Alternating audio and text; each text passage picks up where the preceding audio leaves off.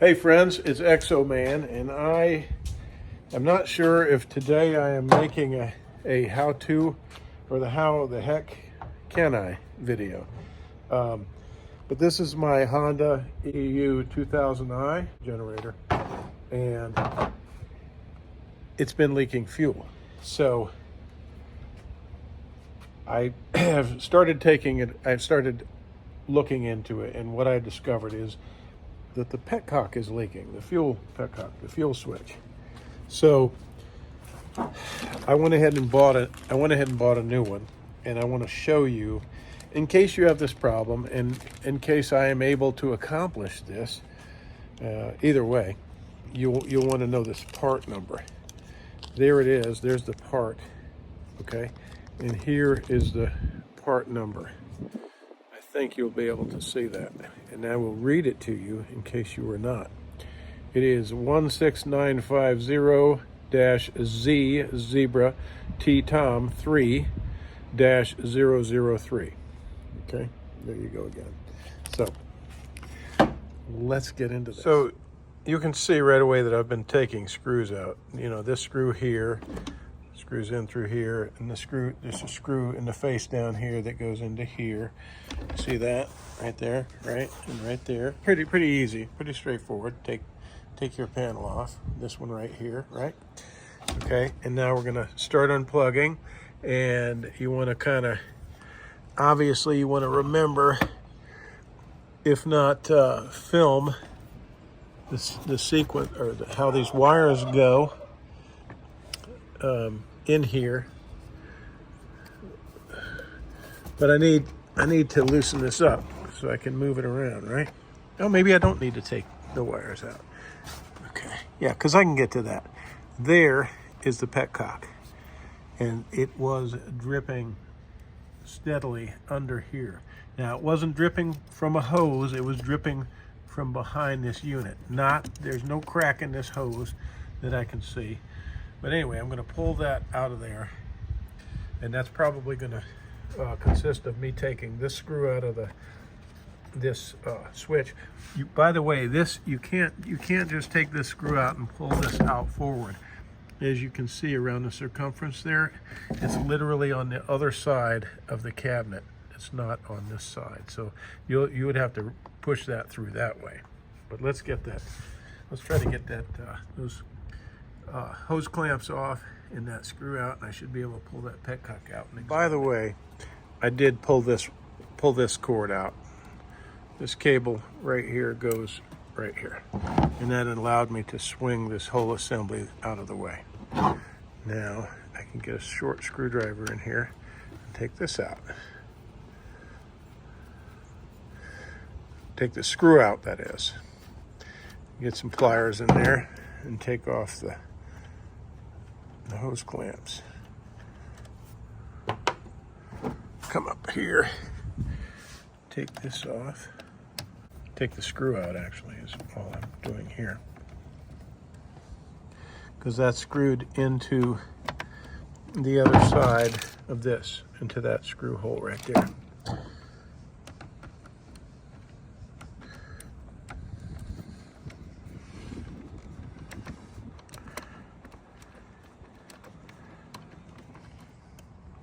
Okay, now, because I know me, and I know that it's easy for me to lose pieces and parts, I'm going to go ahead and load this screw into here, into the new petcock,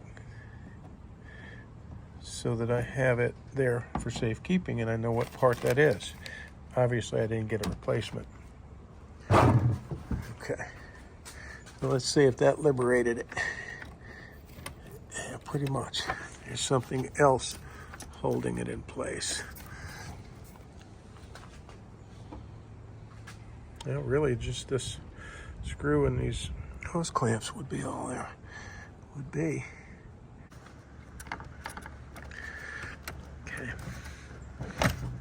Pulling these hoses off.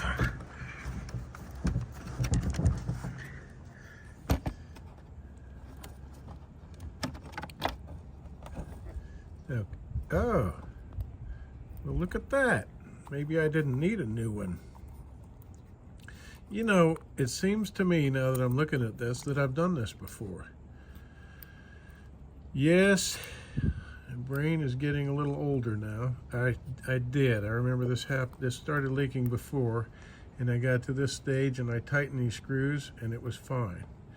So I think what I'm going to do now is, yes, go ahead and replace this. So while I've got the new one here, that's what I'm going to do. But before I do anything, I'm going to make sure I know exactly how this goes. No, this goes like this. Yeah, it's going to go like that with this little screw hole facing me. Nope, duh, like this. Okay, with the screw hole facing me. This is the knob here in the upper and lower portions of the hose, just like that. Okay, so I'm going to get that in there instead of. And look, they don't have screws in them anymore. See those two little rivets here and here instead of screws. So I'm guessing that was problematic, those two little Phillips screws, and that's why they no longer have those, because the vibration of the unit loosens the screws. This plate opens up in the gasket and it leaks fuel right out of there. Hot and cold and vibration would cause that. Okay, so let's finish up.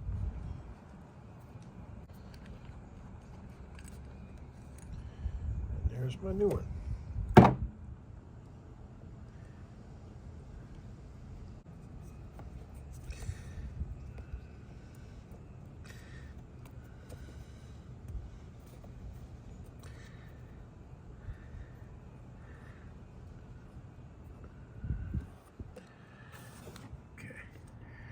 Got both hoses on, and it's ready to go back in place.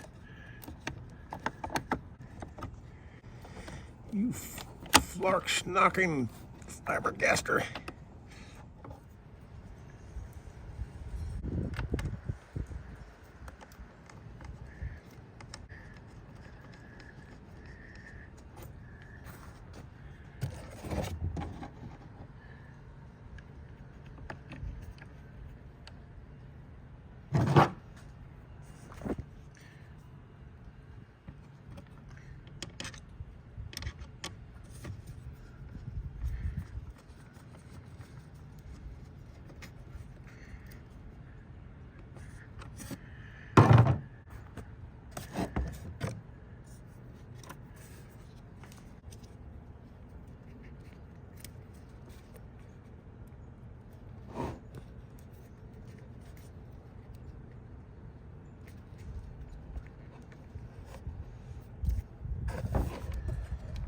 Before I get too far, I'm going to go ahead and put some gas in here. Not a whole lot, but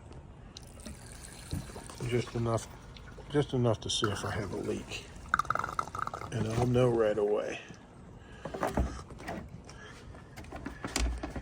And no leak. Yeah, that was where I saw the dripping right down there.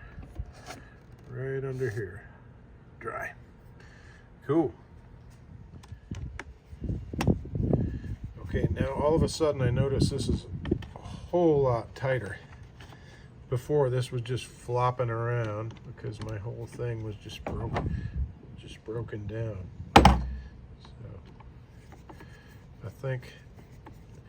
I don't know, what do you think? Maybe $150 repair in a repair shop? Hey, I wouldn't want to do it for much less. You know, you got something sitting on your bench, you got to take it apart. But yeah, I think that's about it. Let's put it back together. By the way, I only put ethanol-free gas in my small engines. Never regular gas. It runs cleaner and your unit lasts longer. Also, look, I stow my little oil funnel. This is my oil funnel. It fits right in the oil thing, so you can fill and dump with this. It just sticks in there, and it stays in there. And my little battery charger cable, that all gets stowed down in there. I've never had a problem with that. I've had this thing for a number of years. I love this little unit. These are great little suitcase generators. They never fail me. This one actually even had a recall on it that I never troubled with. Let's see if we can start it right up.